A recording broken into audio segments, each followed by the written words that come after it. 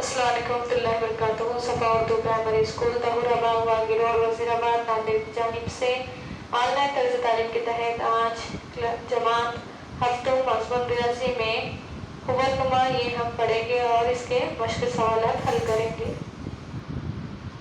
हुबनुमा में पहला जो उसूल है देखिए क्या है, ए की खुवत एम ज़रब ए की खुवत एन मसावी ए की खुवत एम जमा एन, ये पहला उसूल है। इसका इस्तेमाल करते हुए हम मुश्किल सवाल हल करेंगे। देखिए मुश्किल सवाल 27 में हम पहला सवाल देखेंगे मुख्तसर तरीन सूरत में लिखिए, जिसमें पहला सवाल है 7 की खुवत 4 ज़रब 7 की खुवत 2। इसको हम ये उसूल के मुताबिक हल करेंगे। कौन सा उसूल है? ए की खुवत एम ज़रब ए की खुवत एन मसावी ए की खुवत एम जमा एन। देखिए यहाँ पर 7 और 7, ये क्या है? 7 असास है और 4 जो है खुवत है। देखिए यहाँ पर ये सवाल में आपको क्या नजर आ रहा है कि असास कैसे है? एक जैसे है, इसलिए हम क्या करेंगे, इसको एक मरतबा लिखेंगे और खुवत नुमा की क्या करेंगे, जमा करेंगे। तो खुवत नुमा क्या दिया हुआ है? 4 और 2 दिया हुआ है। तो 7 की खुवत 4 जमा 2, 4 में 2 मिलाए तो कितना हो जाएगा? 6। तो यहाँ पर किस तरह से हो जाएगा? 7 की खुवत 6, इस तरह से हम लिखेंगे। देखिए दूसरा सवाल है -11। चलिए देखिए दूसरा सवाल है -11 की खुवत 5 ज़रब -11 की खुवत 2। यहाँ पर असास क्या है? देखिए 11 है, असास कैसे है? एक जैसे है, तो हम क्या करेंगे, इसको एक मरतबा लिखेंगे और खुवत नुमा की क्या करेंगे, जमा करेंगे। -11 की खुवत 5 जमा 2, तो क्या हो जाएगा? -11, 5 में 2 मिलाए तो कितने हो जाएंगे? 7 हो जाएंगे। तो -11 की खुवत 7, इस तरह से हम लिखेंगे। देखिए तीसरा है 6/7 की खुवत 3 ज़रब 6/7 की खुवत 5।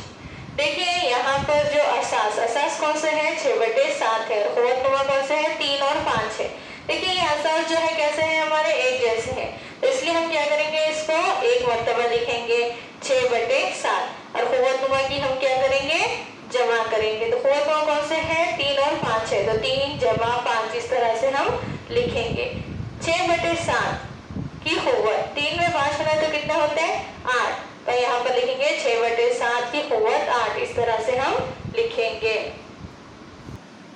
चलिए तो देखिए बच्चों, मुश्किल सवाल नंबर 27 में से पहला जो सवाल था हमने उसमें से 3 सवाल हल करे, बाकी 3 आपको हल करना है। चलिए देखिए दूसरा उसूल जो है खुवत नुमा का वो कौन सा है? ए की खुवत एम तक़सीम ए की खुवत एन मसावी ए की खुवत एम मनफी एन। ये उसूल के मुताबिक हम मुश्किल सवाल 28 को हल करेंगे। चलिए देखिए पहला सवाल है मुख्तसर कीजिए। इसमें पहला है देखिए ए की खुवत 6 तक़सीम ए की खुवत 4।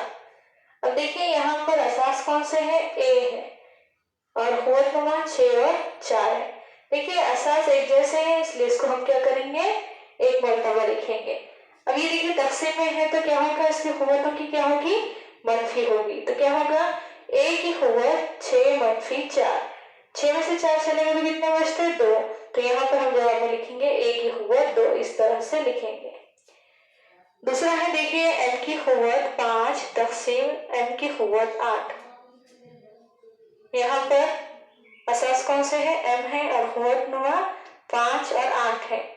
तो यहाँ पर क्या करेंगे, असास एक जैसे हैं, इसलिए एक मरतबा लिखेंगे और खुवत नुमा की मनफी करेंगे। तो एम की खुवत 5 मनफी 8। देखिए 5 छोटा है और 8 है, तो हमको क्या करना है, यहाँ पर 8 में से 5 निकालना है, तो कितने बचते? 3। लेकिन 8 जो है बड़ा है, इसके साथ कौन सी अलामत लगी हुई है? मनफी की, इसलिए क्या आ जाएगा, एम की खुवत मनफी 3, इस तरह से हम जवाब लिखेंगे। तीसरा है देखिए पी की खुवत 3 तक़सीम पी की खुवत 13। यहाँ पर असास कौन से? पी है, खुवत नुमा कौन से? 3 और 13 है। असास एक जैसे इसलिए एक मरतबा लिखेंगे पी की खुवत और खुवत नुमा क्या करेंगे, मनफी करेंगे। 3 मनफी 13, 13 में से 3 चले गए तो कितने बचते? 10। लेकिन बड़े अदद के साथ कौन सी 13 क्या है, बड़ा है, इसके साथ कौन सी अलामत लगी हुई है? मनफी है। तो यहाँ पर क्या आएगा, p की कुव्वत -10, इस तरह से हम लिखेंगे। तो बच्चों आज के लिए इतना ही काफी है। ये मशक़ सवालात आप अपनी क्लास वर्क में लिखेंगे और इसकी क्या कीजिए, मशक़ कीजिए। आप तमाम से गुजारिश है कि इस वीडियो को बार बार देखें, लाइक और शेयर करें, सफर स्कूल के इस चैनल को सब्सक्राइब